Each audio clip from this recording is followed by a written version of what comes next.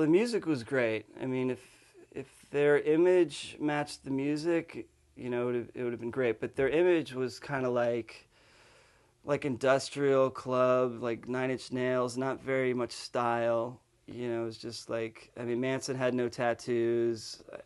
I think he still had like brown hair at that time. He looked kind of like a gothic version of like Jeff Spicoli from Fast Times at Ridgemont High. So I mean, they had like something going on, but they had no image really, and I think it's what I brought to the band. You know, I already had my image from years from listening to like the New York Dolls and the Sex Pistols and Motley Crue and all that. So I was like a dirty, you know, gutter glam kid. So I brought that element to the band, and then the lunch boxes and you know all that stuff. When I saw them play, like I guess it was their second gig, like right before I joined the band.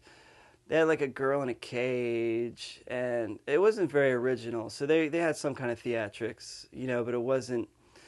It, yeah, I joined the band, and it just was a progression of things. You know, we just bounced ideas off of each other, and we just wanted to have fun. We didn't want to like we wanted to have a band that would be like a band we would want to go see. You know, that's pretty much why we did it. We weren't trying to be shocking or scary. We just wanted to be entertaining.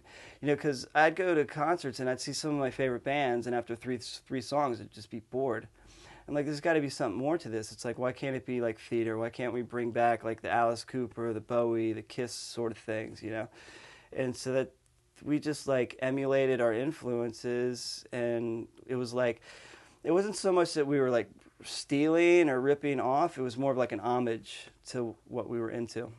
Well, as far as the names, like Manson came up with his stage name, Marilyn Manson, before the band, before he even picked up a microphone. He was writing for a magazine and wanted to have a pseudonym. So he came up with that. And I guess the reason was he'd be watching the talk shows, and like one day they'd have on Charles Manson. The next day it would be like old movie stars and stuff. So he figured like society as a whole is like light and dark, and is some kind of statement based on that. And so we all had the names, came up with the names for the band, and then I joined the band, and we decided to like, you know, I needed a name. So I came up with the Gein part first, because I was always influenced by Ed Gein. You know, he was the guy in the 50s that Psycho and Silence of the Lambs, Texas Chainsaw Massacre was based on. And also my stepdad grew up in that town where that happened in Wisconsin. He used to always tell me stories about it. And I was like, man, this guy's crazy, you know, and he was like digging up graves, peeling off their skin, wearing their skin as clothes. And I'm like, well, I'm kind of like a borderline transvestite, and I'm into like horror movies, and like Ed Gein's perfect for me. And then Gidget just was like a cute name, you know, to put the two together. It means nothing. It's like was into the Gidget movies or anything.